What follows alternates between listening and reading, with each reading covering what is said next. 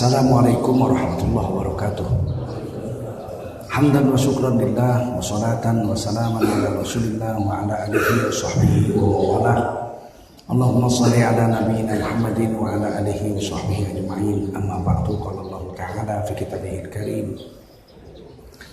A'udzu billahi minasy syaithanir rajim. Bismillahirrahmanirrahim. Wal 'ashr. Innal insana lafi khusr illa alladhina amanu wa 'amilus solihati wa tawasaw bil haqqi wa tawasaw bis sabr. Qala Rasulullah sallallahu alaihi wasallam, man ahya bi sunnati faqad ahabbani wa man ahabbani kana ma'i fil jannah. Baginda Rasul bersabda, barang siapa menghidupkan sunnah-sunnahku, berarti orang itu telah mencintai aku. Dan barang siapa yang mencintai aku, yaitu mencintai Nabi, orang itu akan bersama dengan aku di dalam surga Allah SWT. Sadaqallahul azim wa sadaqa rasuluhun nabiyul karim wa nahnu ala dhalika minasyahidin wa syakirin walhamdulillahi rabbil alamin. Jamaah subuh Masjid Asy-Syarif Tangerang Selatan yang dimuliakan Allah SWT. Wajiblah kita bersyukur kepada Allah SWT. Salawat dan salam kita sampaikan untuk baginda Rasulullah SAW. Pagi ini dalam waktu singkat, ini hari kerja, saya ingin cerita tentang sunnah Nabi. Apakah itu sunnah? Karena banyak orang sekarang mengklaim mengikut sunnah. Maka perlulah diketahui sunnah itu supaya bisa kita mengerti dan bisa mengamalkannya.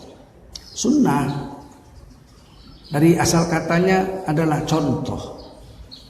Dalam satu hadis Muslim, Rasulullah bersabda, man sanna sunnatan hasanah, barang siapa yang telah mencontohkan satu contoh yang hasanah. Orang menerjemahkan hasanah itu baik, padahal hasanah itu tidak tepat dibilang baik. Baik itu bahasa Arabnya khairah, khair. Hasanah dalam Quran adalah satu perbuatan yang Allah bayar dengan 10 pahala setiap satu hasanah. Man jaa'a bil hasanati falahu 'asyru amsalihha. Siapa berbuat satu hasanah, Allah bayar 10 pahala. Itu Quran surah Al-An'am ayat 160. Kita lihat di hadis, hasanah itu sama. Satu hasanah 10 pahala. Man qara'a harfan min kitabillah fahuwa bihil hasanah wal hasanatu bi asyri amsalihha. Siapa membaca Quran satu huruf, maka orang itu Allah akan beri baginya satu hasanah. Wal hasanatu bi asyri amsalihha. Satu hasanah dibayar 10 pahala. La aqulu alif lam mim harfun walakin alif harfun wa lam harfun wa mim harfun. Aku tidak katakan alif lam mim satu huruf, tapi alif sehuruf, lam sehuruf, mim sehuruf. Siapa baca alif lam mim, dia dapat 3 hasanah dan dibayar 30 pahala. Hadis hasan sahih riwayat Imam Tirmidzi. Ini hadis menjadi patokan bagi ulama kita bahwa membaca Al-Quran, walaupun tidak tahu artinya, tetap dapat satu hasanah satu huruf. Sebab ada beredar sekarang cerita, buat apa baca Quran nggak tahu artinya nggak berpahala. Keliru. Sebab Nabi katakan alif lam mim dapat pahala 30, 3 hasanah. Siapa yang tahu arti alif lam mim? Nabi Muhammad pun tak tahu arti alif lam mim. Arti alif lam mim hanya Allah yang tahu artinya. Tapi tetap Nabi bilang alif lam mim, walaupun Allah yang tahu saja artinya. Nabi pun tidak tahu, kita tidak tahu, tapi kita dapat pahala satu huruf, satu hasanah. Satu hasanah dibayar 10 pahala. Nah, kata hadis Muslim tadi, man sanna sunatan hasanah. Barang siapa mencontohkan satu contoh yang hasanah, yang akan diberi pahala setiap satu perbuatannya itu dengan 10 pahala. Falahu ajru mithlu ujuri man tabi'ahu la yanqusu dzalika min ujurihim syai'a. Orang yang mencontohkan perbuatan yang hasanah itu akan mendapatkan seluruh pahala orang yang mengikuti perbuatannya tanpa mengurangi sedikit pun pahala dari orang yang diajaknya itu, yang mencontoh dia.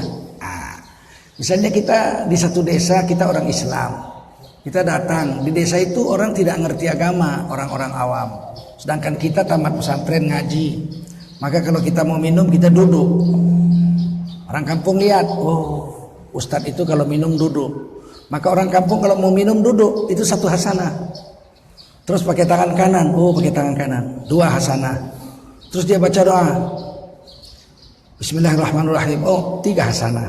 Habis minum dia baca Alhamdulillahirrabbilalamin, 5 hasanah, 4 hasanah, begitu seterusnya. Maka orang yang menunjukkan pertama di kampung itu akan mendapat seluruh orang kampung yang mengikuti contoh hasanah yang dicontohkan itu. Kalau turun-temurun terus sampai hari kiamat lah dia menjadi amal jariyah di sisi Allah SWT, amal yang berterusan mengalirkan pahala. Walaupun si memberi contoh itu, si pemberi contoh sudah mati, tapi si pelaku-pelaku ini tetap mengirimkan pahala tanpa mengurangi pahala si pelaku terhadap orang yang memberi contoh yang hasanah pertama kali itu. Ini hadis Sahih Muslim.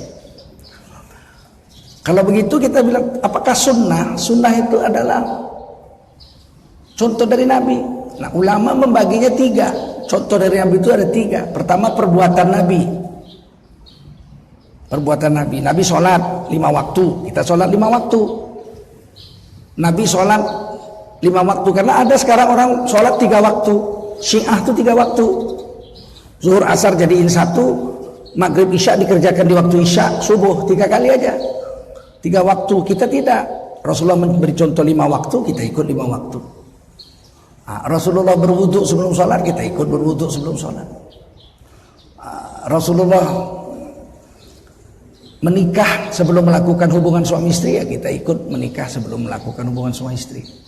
Itu perbuatan Nabi. Namanya fi'liyah, fi'il, perbuatan Nabi. Ada sunnah yang dicontohkan Nabi itu qaul. Nabi ucap dan kita dengar, sahabat dengar, amalkan.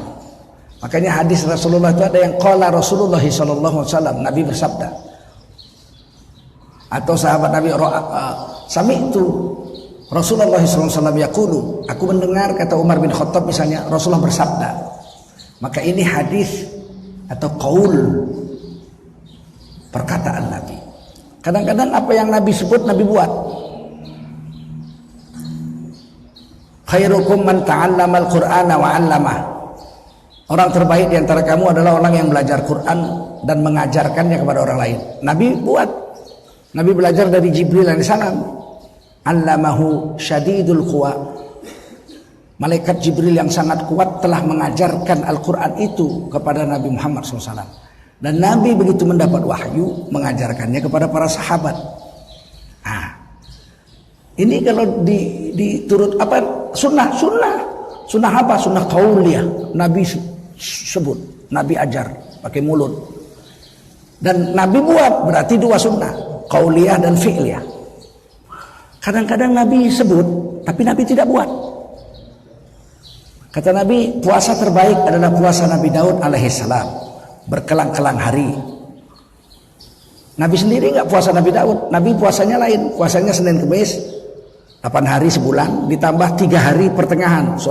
Puasa bid 12, 13, 14 atau 13, 14, 15 pertengahan bulan. Berarti Nabi 1 bulan itu 11 hari puasa. Sedangkan Nabi Daud 1 bulan itu 14 hari. Karena kelang hari. Nabi sendiri tidak buat puasa Nabi Daud, tapi Nabi mengatakan, bersabda, puasa terbaik puasa Nabi Daud, berkelang-kelang hari. Itu namanya qaul, perkataan Nabi. Yang ketiga adalah takrir, ketetapan Nabi. Melihat perbuatan sahabat, Nabi diam saja, berarti perbuatan sahabat itu betul. Atau mendengar sahabat bicara dan Nabi biarkan saja, berarti pembicaraan qaul, pembicaraan sahabat itu betul. Karena kalau salah pasti Nabi akan menegurnya, nggak bisa begitu. Nah, contoh takrir, satu orang sahabat datang ke masjid sholat subuh, terlambat. masbuk. Setelah selesai sholat subuh, sahabat ini sholat sunat. Nabi sedang berzikir, Nabi lihat. Selesai sahabat ini sholat, dipanggil sama Nabi, sini kamu. Kamu tadi sholat apa? Karena sholat ba'da subuh, sholat setelah subuh nggak ada, sholat sunat setelah subuh nggak ada. Kamu sholat apa tadi? Oh, saya ini Rasul tadi datang sholat subuh terlambat, tidak sempat sholat qobliyah subuh. Sholat sebelum subuh nggak sempat saya. Maka saya ganti, saya qadha. Saya kerjakan sholat sunat sebelum subuh. Waktunya saya kerjakan setelah subuh. Dan Rasulullah diam. Kalau diam berarti sunnah, takririyah. Nabi menetapkannya sebagai sesuatu yang benar. Ada lagi seorang sahabat dengan Sayyidina Abu Musa al-Ash'ari radhiyallahu anhu, beliau hafal Quran 30 juz. 4 sahabat Nabi yang paling hebat soal Quran zaman itu, Ubay bin Ka'ab. Ini yang diangkat Sayyidina Umar menjadi imam sholat tarawih pertama kali di Madinah. Satu masjid itu satu imam. Biasanya kan 3 orang, 4 orang, 5 orang, 10 orang sendirian. Sehingga masjid itu ramai. Wow, sini amin, sana amin. Oleh Sayyidina Umar, nggak boleh ini jelek nih begini. Mulai besok nggak boleh. Kalau mau sholat berjemaah tarawih, imamnya Ubay bin Ka'ab. Ini yang paling hebat. Kemudian Abu Musa al-Ash'ari tadi. Kemudian yang 3 Abdullah bin Mas'ud. Kemudian yang keempat Salim, budak yang dimerdekakan oleh Huzaifah radhiyallahu anhu. Salim maula Huzaifah radhiyallahu anhu. Abu Musa al-Ash'ari yang hafiz Quran ini satu hari iktikaf di Masjid Nabi. Dia bawa sepupunya. Sepupunya habis sholat isya mewirid-wiridkan kulhu. Bismillahirrahmanirrahim. Qul huwallahu ahad, Allahus samad, lam yalid wa lam yulad wa lam yakul lahu kufuwan ahad. Bismillahirrahmanirrahim. Qul huwallahu ahad, Allahus samad, lam yalid wa lam yulad wa lam yakul lahu kufuwan ahad.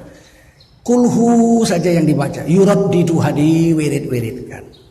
Sehingga sahabat ini Abu Musa al-Ash'ari yang hafiz Quran ini jengkel. Jengkel dia. Nah, ini diceritakan hadisnya. Hadis Bukhari, Sahih Bukhari. Anna rajulan sami'a rajulan yaqra'u qul huwallahu ahad. Ada seorang lelaki yaitu Abu Musa al-Ash'ari mendengar sepupunya baca Quran. Qul huwallahu ahad. Yuraddiduha, diulang-ulang, diwirid-wiridkan. Yuraddiduha itu diwirid-wiridkan. Jengkel nih, ini nggak pernah diajari Nabi nggak pernah suruh, Nabi nggak pernah contohkan. Falamma asbaha, selesai sholat subuh, bayangin aja tuh dari habis isya, selesai sholat subuh, ja'a ilan Nabi sallallahu alaihi wasallam. Abu Musa al-Ash'ari mendatangi Rasulullah. Fadzakara dzalika lahu, diadukan perbuatan sepupunya yang mewirid-wiridkan kulhu itu. Nabi nggak pernah contohkan, Nabi nggak pernah suruh. Wa innahu yataqalluha. Abu Musa al-Ash'ari anggap remeh dengan amal saudara sepupunya ini karena hanya kulhu saja. Dia anggap remeh. Dia mengadu supaya Nabi memarahi sahabatnya ini. Kamu ini bagaimana? Nggak pernah saya contohkan, nggak pernah saya suruh, kok dibuat bid'ah, gitulah kira-kira. Apa kata Nabi? Qala Rasulullah sallallahu alaihi wasallam. Nabi menjawab setelah diadukan, ini baca kulhu diulang-ulang tadi malam. Rasulullah katakan apa? Walladzi nafsi biyadihi, demi Allah yang menguasai jiwaku, innaha la ta'dilu thulutsal Qur'an. Sesungguhnya bacaan qul huwallahu yang dibaca saudaramu ini satu kali itu pahalanya sepertiga Al-Qur'an. Hadis ini Bukhari. Ini jadi ketetapan. Jadi kalau kita baca diulang-ulang, itu hadisnya Bukhari. Memang Rasulullah enggak buat, Rasulullah tidak suruh, tapi Rasulullah tetapkan. Perbuatan sahabat ditetapkan oleh Rasul. Menjadilah dia sunnah takririyah. Paham? Ada satu lagi sunnah takririyah, saya berikan contoh. Di dalam hadis Abu Dawud, hadis Sahih Abu Dawud. Ketika Nabi naik haji sekali, Nabi naik haji sekali saja. Tahun ke-10 Hijriah. Tahun terakhir dalam hidup Rasul. 83 hari pulang haji Rasulullah wafat. Nah ketika itu sahabat 114.000 naik haji semua. Dari Madinah ke Mekah 521 kilo. Kemudian seorang sahabat waktu talbiyah lewat depan Nabi, labbaik an syubrumah, labbaik labbaik la syarika laka labbaik innal hamda wan ni'mata laka wal mulk la syarika lak labbaik an syubrumah labbaik. Nabi panggil dia sini. Man syubrumah? Siapa syubrumah itu? Kok kamu tarbiyahnya ya? Kupenuhi panggilanmu ya Allah untuk si syubrumah.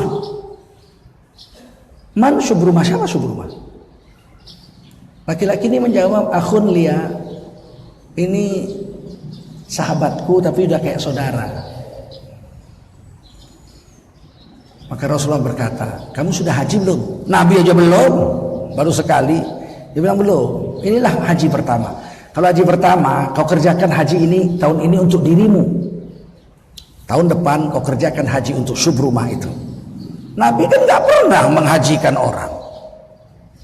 Orang pulang dari haji 80-an hari kemudian Rasulullah wafat kok. Tapi syubrumah menghajikan kawannya yang seperti saudara itu, karibnya itu, sahabat karibnya itu. Nabi tegur, salah kalau kamu belum haji, kamu haji dulu. Baru tahun depan, jadi perintah dia. Tahun depan kau hajikanlah syubrumah itu. Ini kan sunnah takrir ya, ketetapan Rasulullah Sallallahu Alaihi Wasallam. Jadi sunnah Nabi itu bukan hanya yang Nabi buat dan Nabi suruh. Itu cuma dua, ada satu lagi. Yang Nabi biarkan sahabat-sahabat Nabi itu berarti boleh, tidak haram.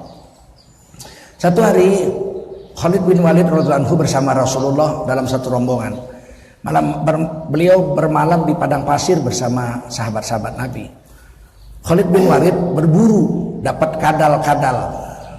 Dob namanya, dob. Dob itu kadal padang pasir. Bentuknya mirip biawak, mirip buaya. Tapi bukan buaya, bukan biawak. Kalau biawak bahasa Arabnya warol, ada di Mesir. Di Mekah nggak ada biawak, nggak ada biawak. Yang ada di Mesir banyak air, ada sungai Nil. Biawak yang ada di Indonesia itu namanya warol. Sedangkan yang ditangkap oleh Khalid bin Walid, disembelih kemudian dibakar, dipanggang, itu namanya dob. Diberilah Nabi seekor, taruh dalam piring. Nabi tanya, mahada, apa ini? Hadza dob, ini dob. Rasulullah SAW mengatakan, aku nggak biasa makan dob. Kalian makanlah. Sahabat-sahabat makan dob, Rasulullah tidak. Dari sini keluar hukum bahwa Rasulullah membiarkan sahabat makan berarti halal, meskipun Rasulullah tidak makan. Tapi sekarang ada orang salah menerjemahkan dob, dibilangnya biawak. Akhirnya di Riau kemarin berapa bulan yang lalu, ada seorang jemaah salafi mengundang imam masjid kampung itu, dikasih makan, udah kenyang-kenyang makan, baru dibilang, kau tahu makan apa ini? Apa? Biawak. Muntah-muntah lah itu imamnya. Jadi dibilangnya tidak haram, bertengkar. Akhirnya sampai kepada camat, lurah, udah ribut ini. Saya ditelepon. Saya bilang, mana orangnya yang bilang itu halal? Dia bilang, saya Pak. Kamu bilang halal. Dari mana kamu dapat? Dari kitab Imam Syafi'i. Waduh. Saya bilang, kamu baca Arabnya? Tidak, saya baca terjemahnya. Oh, kamu tahu itu dob? Enggak. Dob itu bukan biawak, dia kadal padang pasir. Perbedaan dob dengan biawak. Pertama, biawak itu lidahnya cabang. Sedangkan dob lidahnya seperti lidah manusia, tidak cabang. Yang kedua, biawak makan daging mentah, karnivora, buas. Sedangkan dob hanya makan sayur dan rumput-rumputan, tidak makan daging. Dua.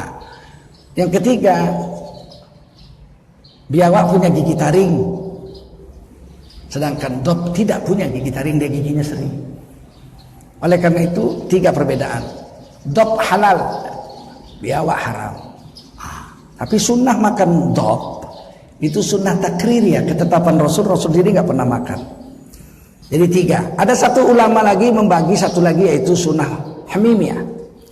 Sunnah Nabi yang merupakan qaul, perkataan, tapi merupakan ramalan-ramalan. Misalnya kata Nabi, sayati ala ummati zamanun, akan datang kepada umatku satu zaman, yafirruna minal ulama wal fuqaha, Pada zaman itu umatku tidak lagi mau mendengarkan ahli-ahli hukum agama dan tidak lagi mau mendengarkan para ulama. Mereka melarikan diri. Mereka lebih percaya sama badut-badut daripada sama ulama. Lebih percaya sama politikus-politikus daripada sama ahli fikih. Ahli fikih bilang haram memilih pemimpin yang kafir. Dia bilang, wah itu tidak haram, ini kan negara Pancasila. Dia pikir agama Islam itu hanya untuk Arab. Agama Islam itu rahmatan lil alamin. Seluruh dunia mengamalkannya. Ini ayat Quran rahmatan lil alamin ini diartikan sekarang menjadi arti yang sesat. Islam itu rahmatan lil alamin, sejuk. Walaupun orang mau berjudi, mau kawin sesama jenis, lesbian, yuk adem aja, adem. Kok adem melihat kemungkaran, kok adem. Begitu kita kasih tahu itu haram, jangan kamu bikin ribut aja, kamu bikin nyinyir, Loh, Islam itu adem, rahmatan lil alamin. Rahmatan lil alamin bukan membiarkan maksiat. Rahmatan lil alamin itu maksudnya membawa kasih sayang dari Allah kepada seluruh alam dengan mengamalkan agama yang dibawa oleh Rasulullah SAW itu. Nah, jadi 3 macam jadi 4. Yang satu zaman. Maka Allah akan pukul mereka yang tidak, umat Islam akhir zaman yang tidak mau taat sama ulama dan ahli fikih Islam. Dengan 3 bencana besar. Bithalasati baliyat ya. 3 bencana besar. Pertama, yurfa'ul barakata min kasbihim. Semua usaha mereka akan dibikin Allah gagal. Tax amnesty supaya pulang repatriat, supaya datang uang-uang yang dibawa kabur sama konglomerat mafia itu supaya pulang kemari 1.000 triliun. Nggak ada yang mau pulang. Nah, pokoknya yang dibikin gagal. Bikin ini mangkrak, bikin itu kena gempa bumi. Selalu dihancurkan apa yang mereka buat, nggak ada keberkatan. Yang kedua, wa yusallitullahu alaihim sultanan zalima. Akan dikalungkan di leher mereka penguasa-penguasa yang kejam, yang nggak punya perasaan terhadap rakyatnya. Dia akan ambil utang banyak-banyak, kan bukan saya yang bayar kan nanti jatuh tempo 5 tahun lagi. Kan saya udah nggak jadi presiden, saya kan udah nggak jadi pejabat. Jatuh tempo 10 tahun lagi, yang bayar kan anak-anak cucu orang, bukan saya. Kejam sekali. Nggak ada perasaannya terhadap kita bagaimana. Subsidi cabut, orang-orang miskin menjerit. Kemarin di daerah Jawa di Mojokerto, panti asuhan dimatiin listriknya, kena denda 10,8 juta. Katanya orang miskin disubsidi, ini didenda 10,8 juta. Nggak ada perasaan, nggak sedikit pun nggak ada merasa sedih lihat rakyatnya melarat. Yang ketiga, wa yakhrujuna minad dunya bighairi iman. Orang yang tidak mau tunduk dengan ulama, tidak mau dengar hukum-hukum Allah, nanti dia mati tercabut iman dari dadanya. Matinya su'ul khatimah, mati jahat, bukan husnul khatimah. Mati dengan keadaan menyanyi, mati dalam keadaan telanjang, lagi pijet di hotel sama perempuan bukan mahramnya, macam-macam. Nauzubillah, ini 3. Nah, ini. Jadi sunnah itu bisa 4, bisa 3. Tapi walaupun ramalan Nabi itu kan termasuk qaul, termasuk ucapan Rasul, maka sebagian ulama memasukkan ramalan-ramalan Nabi itu ke dalam qauliyah, sunnah ucapan Nabi. Sampai sini paham ya? Jenisnya 3. Perbuatan, perkataan, dan diamnya Nabi menetapkan perbuatan sahabat. Hukumnya 5. Hukumnya 5. Jadi sunnah Nabi itu bukan hukumnya dikerjakan berpahala, ditinggalkan tidak berdosa. Itu sunnah dalam istilah fikih. Sunnah contoh Nabi dalam istilah bahasa ada 5 hukumnya. Yang pertama, ada sunnah Nabi yang wajib diikuti oleh umatnya. Jadi sunnah Nabi, contoh Nabi, perkataan Nabi, tapi hukumnya wajib. Kalau ditinggalkan berdosa. Apa itu? Sholat 5 waktu. Nah, Nabi kan melakukan sholat 5 waktu. Kalau kita nggak buat, kita berdosa. Nabi menyuruh sholat 5 waktu. Aqimus sholat, tegakkan olehmu sholat.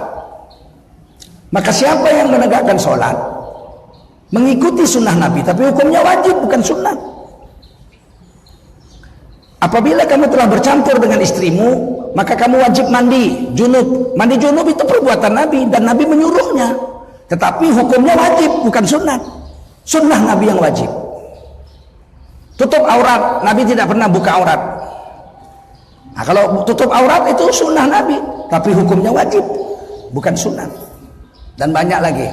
Yang kedua, sunnah Nabi yang sunnat, dikerjakan berpahala, ditinggalkan tidak berdosa. Apa itu? Makan baca bismillah. Enggak baca bismillah enggak berdosa, tapi gerumpung, enggak dapat nilai apa-apa ibadah di situ. Sunnah Nabi yang sunat lagi apa? Masuk masjid kaki kanan. Kalau orang masuk masjid kaki kiri tidak berdosa, tapi dia meninggalkan sunnah Nabi nggak dapat hasanah, nggak dapat pahala 10. Masuk WC kaki kiri, dia kaki kanan, nggak berdosa, tapi hilang sunnahnya. Kalau satu sunnah hilang hasanah, hilang 10 pahala, rugi. Makanya sunat itu harus ditukar. Sunat adalah contoh atau perkataan dari Nabi yang kalau dikerjakan berpahala, ditinggalkan rugi. Gitu. Jangan bilang hanya sekedar, malah yang sekarang salah. Sunat adalah dikerjakan berpahala, ditinggalkan tidak apa-apa. Mana tidak apa-apa, rugi. Dan dihina orang, dihina Allah, dihina Nabi. Gosok gigi itu hukumnya sunat. Laula an asyukka ala ummati la amartuhum bisiwak inda kulli shalah atau inda kulli wudu. Hadis Bukhari Muslim. Kalau tidak memberatkan umatku, kuwajibkan umatku itu menggosok giginya 5 kali sehari. Sebelum sholat dan sewaktu wudu 5 kali. 10 kali berarti sehari. Kalau memberatkan, karena memberatkan jadi sunat. Kalau nggak memberatkan jadi wajib. Karena ini kata Nabi, kalau tidak memberatkan maka jadilah sunat. Karena gosok gigi sunat, dikerjakan berpahala, ditinggalkan tidak apa-apa, bahaya itu. Coba nggak usah gosok gigi 2 tahun. Ini bilang orang ngeri sekali gigimu itu kuning, penuh blue band. Ini sunnah Nabi yang sunat. Termasuklah sunnah Nabi yang sunat itu menutup kepala. Nabi nggak pernah buka kepala, kecuali waktu tidur dan waktu umroh, haji. Ketika Nabi pakai ihram tidak boleh tutup kepala. Tapi setelah itu Nabi tetap nggak pernah buka kepala. Karena lazim, bahasa Arabnya lazim itu karena tidak pernah tidak, itu lazim. Tapi bahasa Indonesia lazim itu kan boleh iya boleh enggak. Boleh iya boleh enggak, bahasa Arabnya bukan lazim. Ghalib. Tapi sekarang kita salah ambil, salah serap.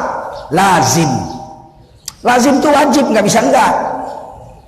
Nabi lazim menutup kepala. Oleh karena itulah ada larangan, dilarang, haram hukumnya orang yang memakai pakaian ihram menutup kepalanya. Artinya apa? Di luar ihram semua orang tutup kepala. Dilarang, ini contoh, ditulis di depan pintu kantor, dilarang memakai alas kaki masuk ke kamar ini. Artinya apa? Di luar kamar ini orang lazim biasa memakai sendal atau sepatu. Kalau semua orang ceker ayam, ngapain dibikin pengumuman sendal dilarang masuk? Nggak ada yang pakai sendal kok. Itu pemikirannya begitu. Sunnah Nabi yang sunat itu termasuk tutup kepala, memakai baju berwarna putih, sunnah Nabi yang sunat, termasuk pakai jubah. Ini sekarang sudah mulai banyak sekali di mana-mana menghina jubah. Yang menghina jubah itu mengaku pengikut ormas Islam, yang pendiri ormasnya itu pakai jubah. Kan lucu. Yang dicacinya jubah, pendiri ormasnya dia pakai jubah. Lebih baik pakai batik sholat daripada pakai jubah demo. Loh, masa perbandingannya begitu? Mana lebih baik pakai jubah demo atau pakai batik sholat? Ya nggak kena dong. Coba sama-sama sholat, mana lebih baik pakai jubah sholat atau pakai batik sholat? Ya pasti semua orang yang berilmu seluruh dunia akan mengatakan yang pakai jubah lebih baik, afdalu, lebih baik daripada yang pakai batik. Bukan berarti yang nggak pakai jubah nggak baik. Lebih baik, di bawahnya jelek apa baik? Lebih baik, di bawahnya apa? Baik. Ini pura-pura bodoh aja, menghina. Kita bukan menghina. Hadisnya afdalus thiyab inda Rasulillah sallallahu alaihi wasallam al-qamis. Itu hadis hasan sahih Abu Dawud. Afdal, baju yang terbaik di sisi Rasulullah SAW adalah jubah al-qamis. Kalau udah hadis mengatakan afdal atau ahabbus thiyab, pakaian yang paling dicintai Nabi, pasti itulah yang terbaik. Masa Nabi mencintai sesuatu yang tidak terbaik? Hadisnya sudah bilang yang afdal, yang terbaik. Tiba-tiba kita bilang belum tentu. Masa kan kalah hadis Nabi dengan akal kita. Dan Quran sendiri membagi pakaian itu 3. Dalam surah Al-A'raf ayat 25 atau 26 tuh. Qad anzalna alaikum libasa. Ya bani Adam, hai bani Adam, anak laki-laki keturunan Adam. Qad anzalna alaikum libasa. Sesungguhnya aku telah menurunkan untuk kamu semua, hai laki-laki, ada 3 jenis pakaian. Yang pertama, yuwari sawatikum, sekedar tutup aurat. Dari lutut sampai pusat ditutup. Apakah pakai celana jojon, apakah pakai sarung, nggak usah pakai baju, sah sholat, sah apa enggak? Itu namanya yuwari sawatikum, sekedar tutup aurat. Tapi kan nggak pantas mulut kita menyebut Allahu Akbar nggak pakai baju. Coba bayangkan kalau sholat Jumat di Masjid Asy-Syarif, khotibnya sama jemaahnya semua nggak pakai baju, celana jojon semua. Saya mau nanya dulu, sah apa enggak? Sah, pantas apa enggak? Enggak. Jadi agama ini jangan, yang penting tutup aurat sudah. Mau pakai jubah, mau pakai celana jojon, jangan lebih pandai dari ulama. Sekarang hari ini luar biasa, orang-orang bodoh saja yang nggak ngerti agama, ngaji enggak. Kadang-kadang sholat pun belum, sudah berani menghujah, menghina sunnah-sunnah Rasulullah SAW yang ditulis oleh ulama-ulama dalam kitab-kitab besar. Yang kedua, warisya, pakaian eksekutif. Kalau kami orang Melayu pakai celana, pakai jubah dipotong sepaha, itu namanya teluk belanga. Dipakai kain samping sampai lutut, pakai sarung tapi sampai lutut, namanya teluk belanga. Orang Betawi begitu juga, orang Aceh, orang Melayu, Sumatera Timur, orang Padang, sampai orang Halmahera, Maluku, pakaiannya begitu semua. Nah, itu namanya teluk belanga, risya. Kalau orang Barat pakai jas lah, itu pakaian eksekutif. Kalau orang Jawa pakai wiron, pakai jari, pakai baju beskap itu, pakai blangkon, itu risya, pakaian eksekutif, pakaian terhormat raja-rajanya. Baru yang ketiga, walibasut taqwa, pakaian takwa. Zalika khair, ini yang paling baik. Pakaian takwa itu jubah, serban, jenggot, tasbih, itu perhiasannya laki-laki. Imam Tirmizi khusus mengumpulkan hadis Nabi segini tebalnya, Syarah Tirmizi, itu ada satu kitab khusus tentang sunnah-sunnah Nabi. Bagaimana jenggot Nabi, bagaimana alis mata Nabi, bagaimana serban Nabi, ekornya 2, kadang-kadang 1, paling pendek segenggam, paling panjang sehasta. Jubah Nabi itu di atas mata kaki, tidak isbal. Ini semua ditulis khusus. Diikuti sunnah, dapat keutamaan. Termasuklah warna kesukaan Allah putih. Pakailah baju berwarna putih karena Allah paling suka putih. Dan kapankanlah mayatmu dengan kapan-kapan berwarna putih. Itu hadis Tirmizi. Apa nggak boleh pakai baju merah? Boleh, mubah. Tapi putih sunnah, afdal, lebih baik. Kalau pakai baju merah boleh. Kalau pakai baju putih apa hebatnya? 24 jam Allah cinta dengan kita, suka Allah, seneng. Kalau merah, yang seneng cuma PDI. Nah, itu bedanya. Bukan nggak boleh, boleh, mubah. Nah, kita sekarang hidup ini mau mengambil sunnah Nabi yang afdal. Yang ketiga, sunnah Nabi yang boleh, yang mubah. Ada sunnah Nabi yang hukumnya mubah, bukan wajib, bukan sunnah. Misalnya apa? Menikah dengan janda. Menikah itu sunnah Nabi. Dengan janda, sunnah Nabi, perbuatan Nabi. 9 istri Nabi, 12 istri Nabi, 3 yang menyerahkan diri kepadanya menurut kitab Al-Bayan, karangan Syekh Imroni, Kitabun Nikah, jilid 9. Itu istri Nabi itu sama yang menyerahkan diri kepada Nabi itu 15. Hanya 1 yang perawan, Siti Aisyah radhiyallahu anha. Yang lain semua janda. Istri pertama Nabi Khadijah radhiyallahu anha janda. Dan Nabi tidak pernah memadu Siti Khadijah sampai wafat selama 25 tahun sampai umur 65. Nabi sendiri umur 50 sebab Nabi lebih muda 15 tahun. Nikah dengan janda itu sunnah Nabi.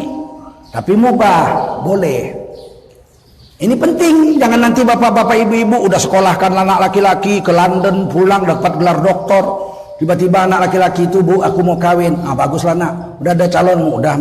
Udah ada mak, bawa sini, bawa. Ternyata janda beranak 3. Kata ibunya, "Percuma kau sekolah tinggi-tinggi sampai doktor, jandanya dapat kau." Loh, kalau janda kenapa? Kan sunnah Nabi juga. Walaupun sunnah Nabi yang mubah. Sunnah Nabi yang sunat nikah dengan perawan.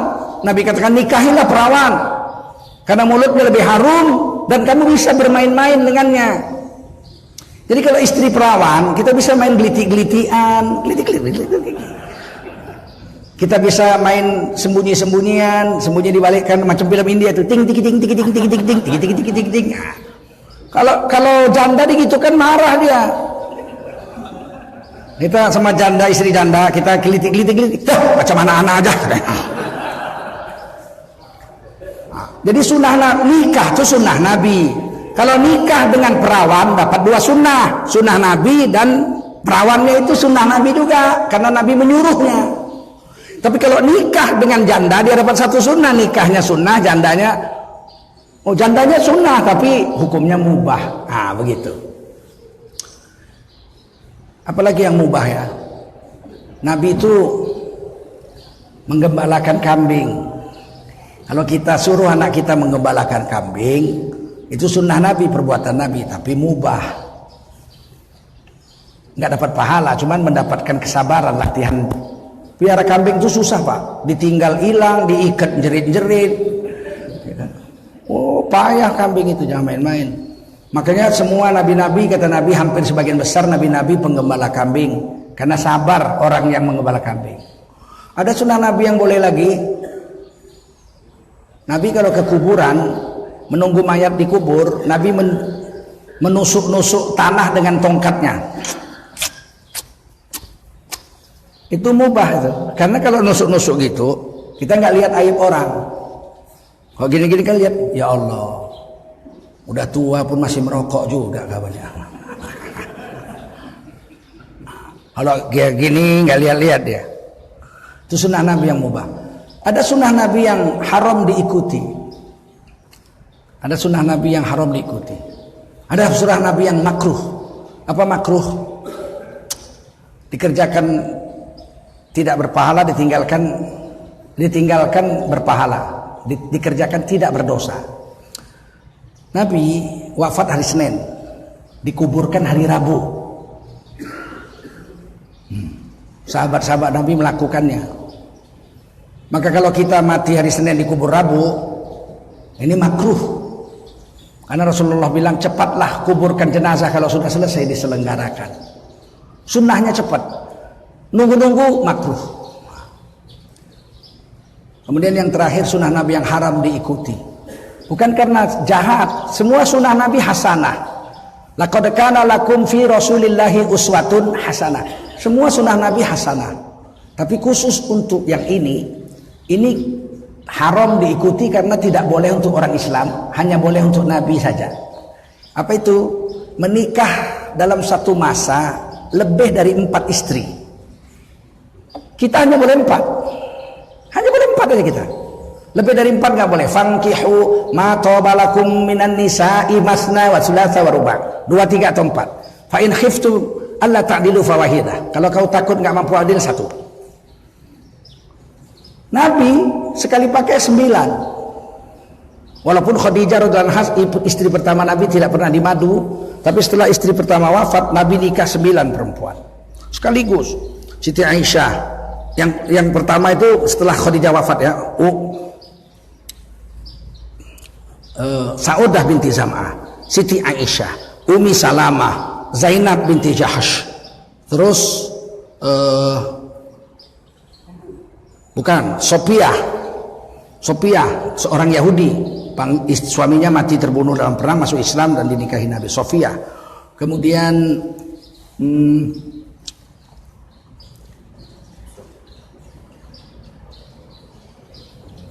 Zainab, Ummi Salamah, ya. Itu aja udah lebih 5 lah. Ada lagi yang menyerahkan diri, dihadiahkan, yaitu Maria Al-Qibtiyah. Maria punya anak namanya Ibrahim. Ya, itu dipakai oleh Rasulullah SAW. Nah, kita nggak boleh lebih dari 4. Inilah sunnah Nabi yang haram diikuti. Yang kedua, sunnah Nabi yang haram diikuti, menikah tanpa wali. Nabi boleh nikah tanpa wali, Allah walinya, malaikat saksinya. Kita nggak boleh nikah tanpa wali. Nah, ya, la nikaha illa liwaliha. Ibnu Majah hadisnya, tidak sah nikah kalau nggak pakai wali.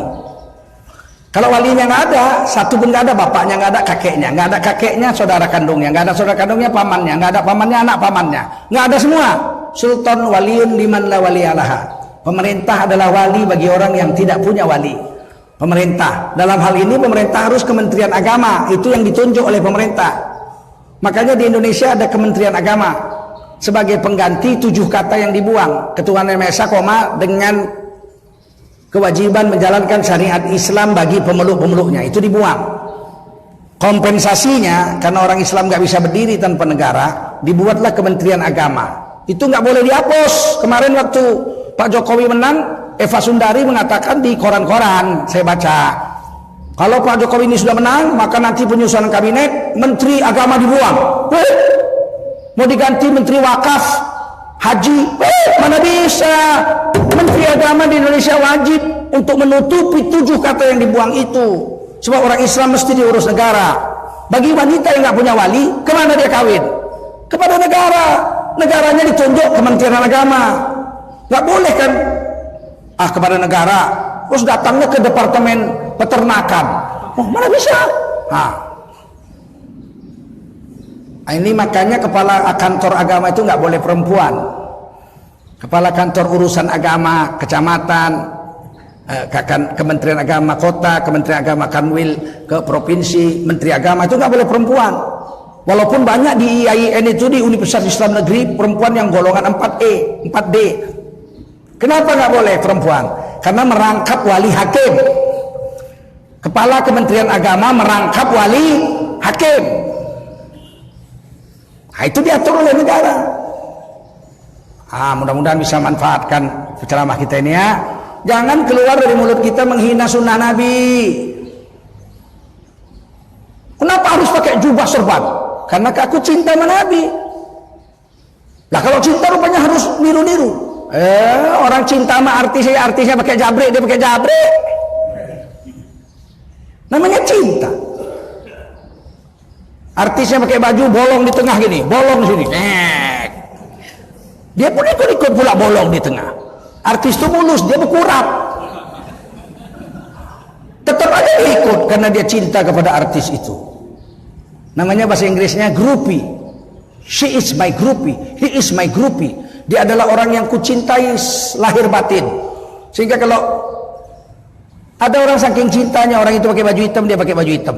Orang itu bunuh diri, dia bunuh diri. Kalau kita tidak boleh ada groupie, there is no other groupies except the Prophet Muhammad sallallahu alaihi wasallam. Tidak boleh ada orang yang paling dicintai kecuali Nabi Muhammad. Bahkan lebih cinta pada Nabi Muhammad daripada diri kita sendiri. Dan itu dijamin masuk surga bersama Nabi. Anta ma'aman ahbabta yaumal qiyamah. Kamu akan bersama dengan orang yang kau cintai di surga nanti di hari kiamat kalau dia orang soleh. Kalau dia orang jahat, ya kamu akan bersama dia di neraka. Kamu akan bersama dengan orang yang kau cintai. Kalau Nabi Muhammad itu pakai baju putih, kita pakai baju putih. Zaman Rasulullah semua pakai jubah. Zaman Rasulullah tuh ada orang yang cuma pakai celana jojon aja, pakai sarung aja, nggak pakai baju. Budak-budak itu namanya Sayyidina Bilal dan lain-lain. Ada yang pakai bajunya 2, celana sama baju. Dua potong. Abu Lahab pakai yang 2 potong itu. Dia ambil baju Parsi, dia nggak suka pakai baju jubah, nggak suka Abu Lahab. Abu Jahal, bukan Abu Lahab, Abu Jahal. Sering loh, Abu Jahal juga pakai jubah. Salah, Abu Jahal nggak pakai jubah, dia pakai baju Persia, pakai baju Iran. Zaman Nabi itu sudah ada yang 2 baju, celana sama baju sudah ada. Tapi Rasulullah, itulah dia, ahabbus thiyab inda Rasulillah SAW al-qamis. Beberapa pilihan baju di zaman Rasul memilih jubah. Itu yang paling Rasul cinta. Dan Rasul mengharamkan pakai baju jubah atau baju apa saja, model 2 kah, model 2 potong kah, atau celana saja kah, yuwari sawatikum, sekedar nutup aurat, haram terbuat dari sutra. Itu kan berarti sunnah. Pakai jubah sunnah, haram kalau dari sutra. Pakai baju 2 begini sunnah, sahabat-sahabat buat, tapi haram kalau dari sutra. Celana saja, celana jojon saja sahabat buat. Seperti apa? Seperti Sayyidina Bilal yang miskin-miskin, celana saja. Kita mau pakai celana saja, nggak usah pakai baju. Sholat sah, tapi itu tidak boleh juga dari sutra. Jadi ada aturan. Rasulullah datang ke dunia bukan membawa adat istiadat. Tutup mulut kita ini. Jangan lancang mengatakan kalau Rasulullah lahir di Amerika pasti Rasulullah pakai celana jin. Gila. Orang pakai celana jin kan baru-baru ini aja. Zaman dulu mana ada celana jin? Kok ngomongnya sampai begitu sih? Ada dulu di Medan sama juga persis sama yang ngomong di Jawa ini. Tapi saya datangi. Ceramah di radio dia, di Binjai. 21 km dari Medan. Rasulullah itu pakai jubah serbankan karena kebetulan orang Arab. Kalau Rasulullah lahir di Papua dia pakai koteka. Ini ceramah dia nih. Kalau Rasulullah lahir di Jawa dia pakai belangkon. Karena kebetulan dia lahir di Arab dia pakai baju jubah. Macam jubah baju Arab aja. Nabi Yusuf orang Mesir pakai jubah. Nabi Isa pakai jubah. Orang Palestina. Orang Cina pakai jubah. Lihat film kungfu tuh Cina-Cina itu pakai jubah. Kok jubah dibilang baju Arab? Di zaman Rasul tuh banyak macam-macam baju, tapi Nabi yang paling suka adalah baju jubah. Itu kesukaan Rasul. Yang mengatakan kalau kebetulan Rasulullah itu karena kebetulan lahir di Arab maka dia pakai jubah. Kalau Rasul lahir di Papua dia pakai koteka. Kalau Rasulullah lahir di Jepang dia pakai baju Jepang. Kalau Rasulullah karena kebetulan ini bisa murtad dari Islam nih. Karena tidak ada dalam Islam yang kebetulan. Semuanya dalam takdir Allah Subhanahu wa taala. Ada takdir namanya, itu rukun iman yang ke-6. Saya tanya sekarang, apakah Rasulullah turun di Mekah itu kebetulan? Hah? Tidak, takdir Allah. Paham? Apakah saya lahir di Medan itu, di Riau itu, ibu saya orang Cina itu kebetulan? Itu takdir Allah. Innallaha ala kulli syai'in qadir. Semuanya ditetapkan oleh Allah dengan takdirnya. Jangan pernah keluar dari mulut kita bilang kalau kebetulan, karena kebetulan Rasulullah kayak nggak ngaji tauhid aja. Tidak ada yang kebetulan, semua ini dalam takdir Allah. Kita yang hadir subuh ini tidak kebetulan. 50.000 tahun sebelum alam semesta diciptakan sudah dituliskan di Lauh Mahfuz. Hari ini ada pengajian yang dibahas ini, ceramahnya tergusurkan lain, yang mendengar bapak-bapak ibu-ibu. Itu bukan kebetulan. Astagfirullahaladzim. Membacanya pun saya gerem. Ulama pula katanya. Ulama kok kebetulan. Paham? Al-Quran bahasa Arab, nggak kebetulan tuh. Memang Allah tetapkan Al-Quran dalam bahasa Arab. Inna anzalnahu Qur'anan Arabiyya. Sesungguhnya kami turunkan Quran dalam bahasa Arab. La'allakum ta'qilun, agar kamu mengerti. Enggak kebetulan. Demikian saja ceramah ini. Berhati-hatilah di akhir zaman. Jaga mulut kita dari menghina sunnah Rasul. Apakah sunnah Rasul itu yang mubah, apalagi yang sunat, apalagi yang wajib. Dengan demikian, kalau kita nggak buat karena hukumnya sunat, kita tidak berdosa. Tapi menghina sunnah Rasul, padahal kita tahu itu perbuatan Rasul, itu bisa jatuh murtad karena menghina Rasulnya itu. Nggak mengamalkan sunnah Rasul yang sunat tidak berdosa. Tapi menghina sunnah Rasul. Rasulullah berjenggot, kita tahu hadisnya sohe-sohe. Tiba-tiba kita bilang, kambing kau, menghina jenggot padahal dia tahu Rasulullah berjenggot. itu bisa murtad karena menghina Rasulullah SAW. Paham? Saya ketat soal ini sebab guru saya di Medan, di Mekah mengajarkan saya ketat urusan ini. Hukumnya memang ada yang wajib, ada yang sunat, sunnah Nabi itu ada yang mubah, ada yang makruh, ada yang haram. Tapi jangan hina. Kawin dengan janda kan sudah Nabi. Saya nggak mau, jangan kawin sama janda, kawin sama gadis. Tapi jangan hina orang yang kawin dengan janda. Begitu aja kok repot sih memahamkan agama. Nggak repot kalau mau membukakan hati dengan lapang dan mau membuang sifat egois, betul-betul mau sam'an wa ta'an, mendengar dan mau taat pada Allah Subhanahu wa taala. Semoga Allah menundukkan hati kita kepada sunnah-sunnah Nabi dan mengumpulkan kita di hari kiamat bersama Rasulullah SAW. Subhanallah bihamdihi, subhanakallahumma wa bihamdika, asyhadu an la ilaha illa anta, astaghfiruka wa atubu ilaik. Subhana rabbika rabbil izzati amma yasifun, wa salamun alal mursalin, walhamdulillahi rabbil alamin. Wassalamualaikum warahmatullahi wabarakatuh.